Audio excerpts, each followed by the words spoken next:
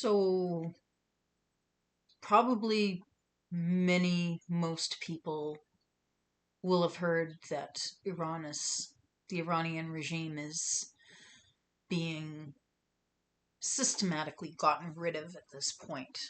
They've fallen pretty hard. The Ayatollah is gone. Most of the military leaders are gone. The regime is in free fall. And I thought this would be a really good opportunity to discuss what's been happening in the Middle East over the past, well, it's been happening for probably a good 60, 70 years, but within the past 3 or 4 years in particular. And I've noticed that what we call evil in the world, and it is evil. What happened in Israel in October a few years back, that was horrific. And that was a blatant display of evil. And it's interesting that it all ties back to Iran, the Iranian regime in one way or another. And I've come to understand or realize that in a way this is spirit, this is the universe, this is God, whatever the heck you want to call it. It's giving us options. It's showing us, okay, here's what bad stuff looks like. This is things that will not benefit you spiritually. It will probably throw your spiritual development in the tank.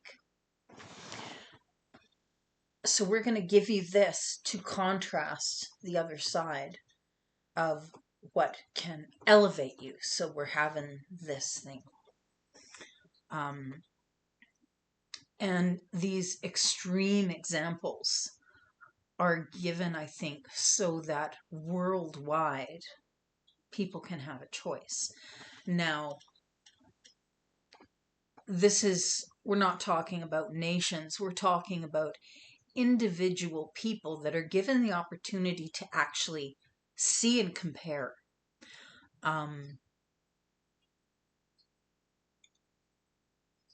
Walking into a music festival and gunning down and raping as many people as possible and just blatantly murdering civilians, that's evil. So you have the lower thing. And as an individual, now running around screaming your head off in the States or in Canada or Australia, I support Palestine. I support what these people did. I support the raping of women. I support that. Now you can look at the other side and say, okay, what Israel did, and bombing hospitals and bombing schools and whatnot. And we won't get into the reasons behind that or why they had to in some instances. That is very sad. That is sad that those individuals were killed. But as an individual, it is your job to look at that and make a decision. It's an opportunity for you to make a decision inside. This is not an opportunity for you to run around, wave a flag, and scream. It is an opportunity. You can do that if you choose to, but that will also expose your own failings, your own spiritual failings. You're failing yourself. You're not willing to look inside, seriously look inside and say, this is making me crazy. This is disrupting my inner peace. This is boiling, making my internal environment boil to overflowing, to the point where I'm incapable of controlling myself and behaving like a civilized person. As opposed to, this is really, really upsetting. This is really making me mad. But I see the example. Do I want to emulate that? Do I want that in my world? Do I want that in my mind and my life? Do I want that in my to be running around in my interior and messing things up? That's an opportunity for you to go inside and check. Am I at peace? Because the outward example of what it is to not be at peace. So it's an opportunity for you to look inside and say, I'd rather be at peace. And yes, it's happening, but it's disrupting my peace. And so I need to check inside. That's what those big examples, I believe, are. And in this time that we're at for this spiritual thing that's happening on Earth, these galactic sheets that we're going through, particles that are being bombarded, that our solar system is being bombarded by, the electromagnetic radiation that is coming through Earth's magnetic field, because our magnetic field is insanely weak, and it's affecting people's mental capacity. It's affecting their ability to self-regulate and control their fucking emotions in a negative way.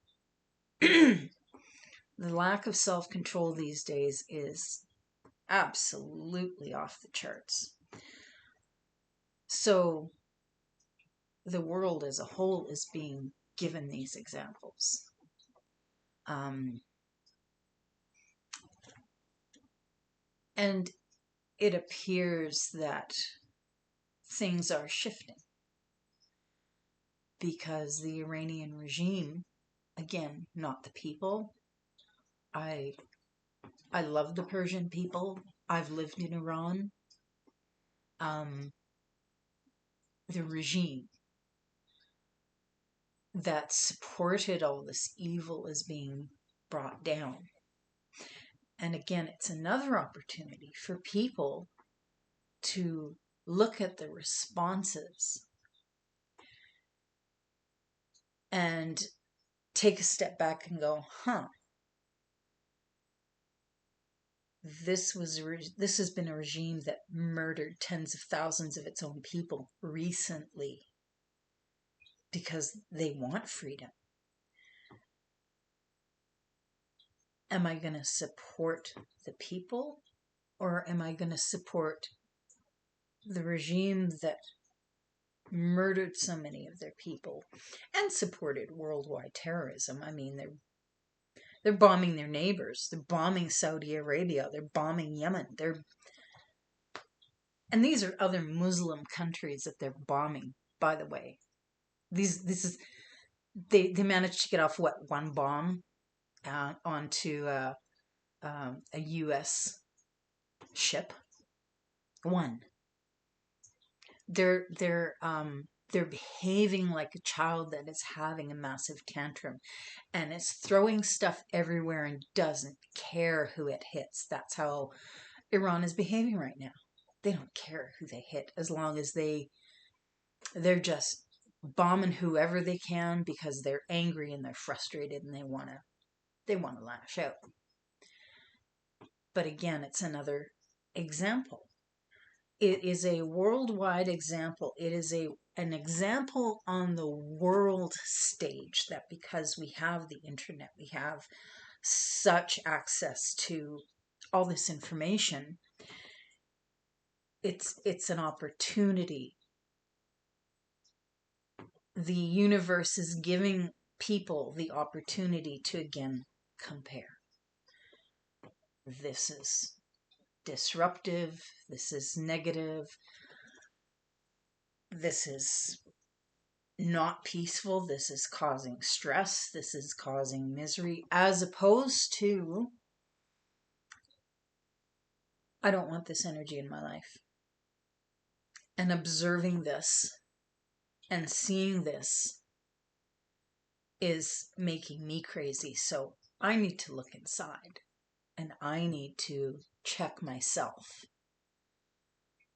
I want peace. I don't want that. I don't want what the heck is going on over there. And I don't get me into this whole US thing. How the US is involved and they're making don't come at me with that bullshit. And again, that's an externalization. Anyone who's saying that, they're externalizing everything and they aren't willing to look inside and check themselves. They want everything to be everybody else's problem. They want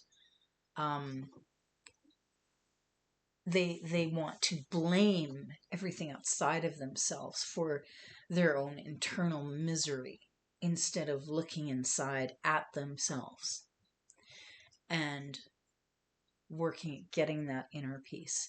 The inner peace does not come from the outside. It comes from within. And it seems historically this has been an ongoing thing, at least in our recorded history for some time, where there is this very, very slow spiral that is going up in terms of peace and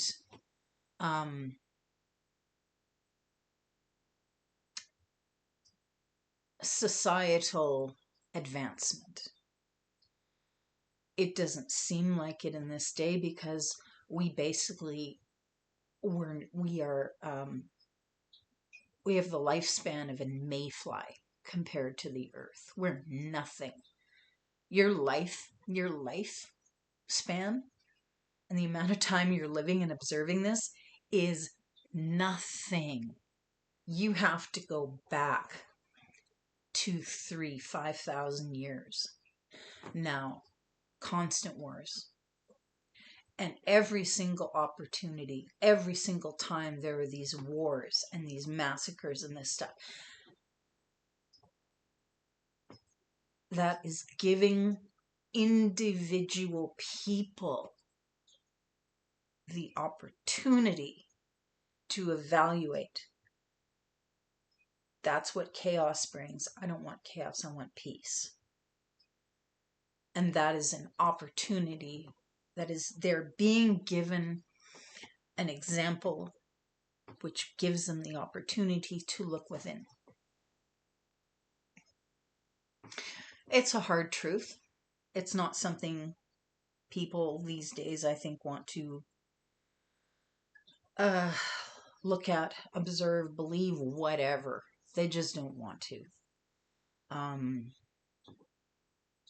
And honestly, and I'll say it now, but the people that are freaking out and still freaking out about Palestine, well, get your ass on a plane and go there. Stop protesting here. Again, externalization. Get your ass on a plane and go there if you really want to help. Do that. Don't sit here in your comfortable US cities or Canadian cities or European cities where things are good and you have all the goodies and you can go get your coffee someplace and you have easy access to food. If you really cared, get your ass over there. Deal with it over there. that will bring you somewhat further into internal space as well, because you'll have to deal with it directly. You won't be watching it on a screen. Anyhow, I'm not too sure what else to say. I wish the Persian people, Iranian people, all the best of luck. The prince needs to get his ass over there as fast as possible, from what I can, in my opinion. He should. He should get over there as quick as possible. As soon as it's safe for him to do so, of course. Possibly with the US government's assistance in terms of protection of some sort, but that may or may not happen. I don't know. But these are amazing, tumultuous times that we are living in. And what I see over and over and over is people are being shown the choices, and they're being shown the choices and being given the opportunity to look inside. The option has always been there. Do you want to check inside? Do you want to find peace? You got to go within. None of it is out there. External, at this point in time, is mainly chaos if you choose it. If you choose peace within, you're going to find peace all around you too. If all you see is chaos, that's probably because your insides are massively chaotic. And again, don't come at me with, well, what if you live in a war zone? And what if you live where there's an avalanche? And da-da-da-da-da.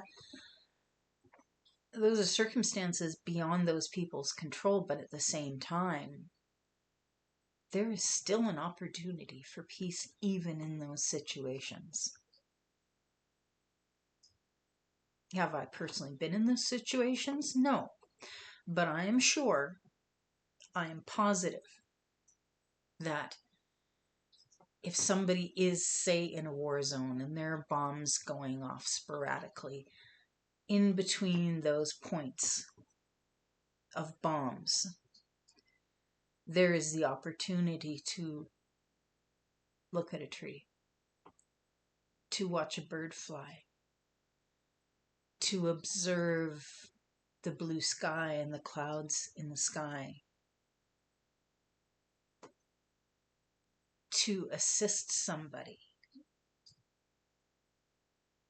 and get peace and joy knowing that you are helping them and alleviating some of their suffering.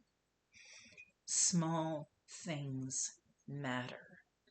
Even in war zones, tiny things matter, and that's where the peace can be found, even in devastated areas. It's an opportunity for internal spiritual growth, and it is a hard fucking truth. But it is what it is. Anyway, have a good day.